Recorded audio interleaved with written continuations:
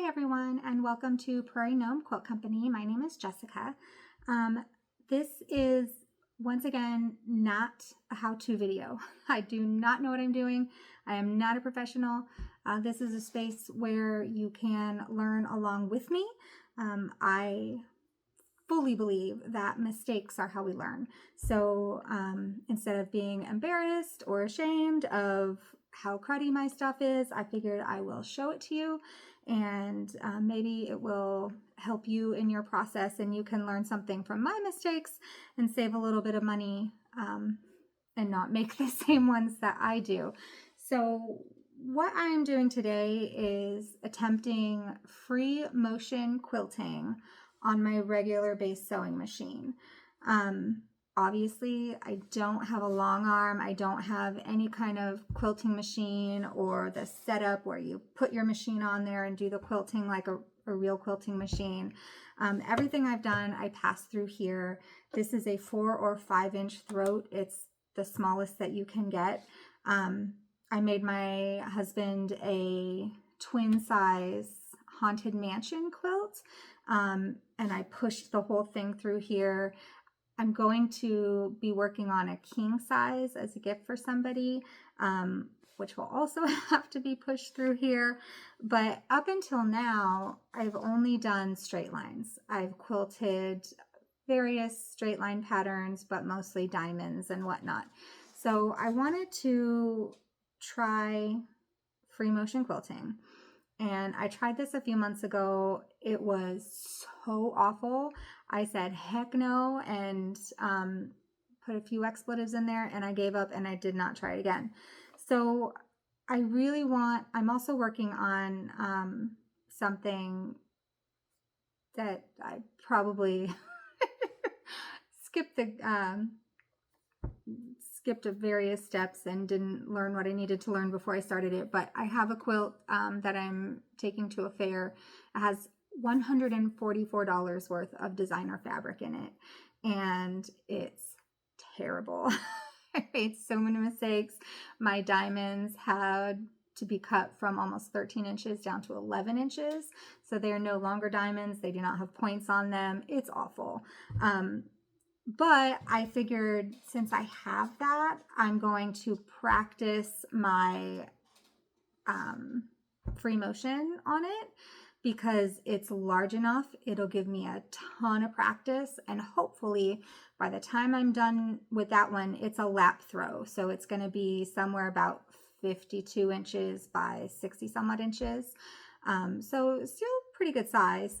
By the time I'm done with that, hopefully I won't have mastered this technique, but I'll be a bit better and more confident. So to show you kind of what I started, I made my own just little scraps. This was actually scrap I had from a quilt I made my mom. And then out of my scrap bin for what I'm going to show you today, I just kind of Frankensteined, there's material from my husband's and quilt I did for my aunt and some other stuff. I made a purse for a lady with ALS on a Disney cruise I was going on, and her first time in a wheelchair, so I wanted to give her a bag that she could hang off of her wheelchair. So it's just various scraps from my scrap bin. I use a tiny bit of basting spray and just stuck them on there, and then the same thing on the other side. So this is what I'm going to use as my practice before I start the big throw. But over the last couple days, these have been my practice pieces. This was the first one that I started. Awful. I mean, as you can see, I cannot get a hang of pretty much every aspect of it. How you push it through at an even speed, how you turn it and use your hands to turn it and make the patterns and have it be accurate is just beyond me. I don't know. So some videos I learned about the meander and the basic like cursive L shape being the two basic ones. I think for the throw I'm going to try the meandering one because it kind of doesn't matter what it looks like. That's the whole point of it. It's just kind of crazy. So I figure maybe hopefully mistakes will be buried in that. So this was my second attempt when I was trying the meander. And these on the top here are the L's I tried. The point of the L's is that if you can get them even and every single time just identical, the same height, the same width, the same distance from each other, that's ideal. And that's if you're practicing what you should do and what your practice should be. Your practice should be trying to get all these L shapes equal. On the meander pattern, the goal, which obviously I didn't do, the goal is that the stitching is equal distance from any other stitching. So like here to here, if that was a 1/2 inch, then this here to here should be a 1/2 inch, but obviously mine's much closer. So clearly some of this is more dense, some of it's further away, and it's just not very good. Then, and again, I just did things over things because it's practice and why do I care? But here's my next set of meandering that I tried. Maybe a little better. I noticed I was also having a problem with my stitches. Some of them looked short and some of them looked longer, and there were more like straight lines on the back or missed stitches on the back, which was weird. So then I found that if you find the setting you're comfortable with, my machine has 1, 2, and 3 for the speeds. 1, way too slow. Even with your foot all the way down, it's just not, you'll be quilting for a year. I mean, it's ridiculous. The second one, the kind of middle speed within speed 2 is where I'm typically most comfortable, and that's where I sew when I do other things. But the videos that I was reading were saying to just have the pedal all the way down, because then your mind's not having to think about maintaining speed, because your stitches get different, kind of like driving a car. You know, my husband drives with the cruise control and it drives me nuts. But me, I don't use cruise control, and sometimes I'm going faster and sometimes I'm going slower. Same thing on the machine. If you don't have your foot all the way down and you're trying to maintain that middle speed, then there are going to be fluctuations, just inevitably. And that will make your stitches off. So if you can get comfortable putting your foot all the way down and just going as fast as that particular speed will go, that will give you more even stitching. So I'm told, or so I've seen online. So I started, actually not on this one. I started that kind of on the end of this. So this was the last one I was doing. And on this one I tried a pebble. So here's a pebble. That's an advanced stitching one. I actually don't think I like the look of pebble. I know, blasphemy. I've seen some pictures of quilts with the pebble over the entire thing, and it makes kind of these pockets, like almost like bubble wrap, like little pockets of fabric, and it's very dense, so it's very stiff. And it just, at this point in time, it's not my favorite. But I tried that. I tried some more L's here. My L's got a little bit better, but see, not great. They're not consistent. They're not even. It's very hard.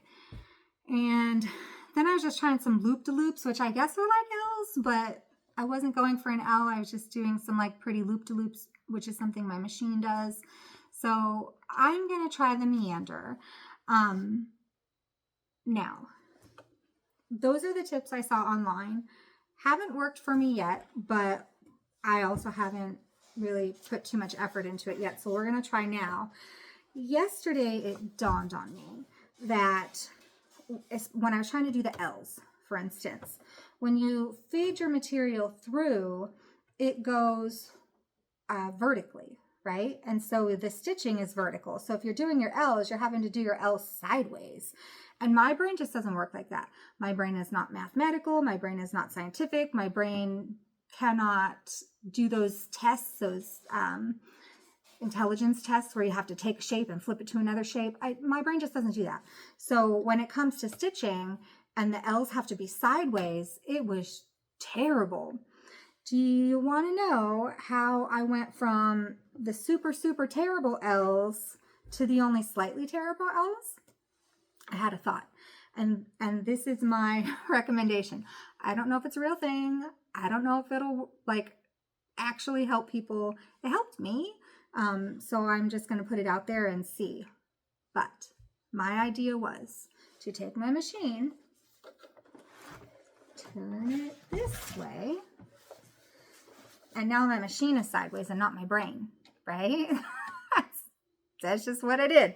So when I put the material in here, it's still stitching this way, vertically, to the machine's orientation. But with me sitting sideways to my machine, now I'm not. Now I am as if I was writing on a piece of paper going left to right instead of up and down. So let me just show you. I'll just stick this one in here. Put my presser foot down, put my needle down. I'm not going to do the, I'm not going to care about the lead and all that because this is just a test. But so I'm going to do my L's. But again, I'm going to do it now like I'm on a piece of paper going left to right. And my brain just, again, foot all the way down. I can get them more consistent. They're not great. Again, I'm not a beginner. I'm not a professional. They're not fantastic. But it's not crooked. It's not crooked in my head, and I can actually try and make an L. So the key clearly is going to be a ton of practice. And I've got that entire lap throw blanket as my practice, and I'm going to work on this meandering. But for now, let me clip these off because I left all these little strings on here. It'll be hard to see. So super terrible. What I need to do is slow down. And I'm getting a phone call, sorry. Turn that off.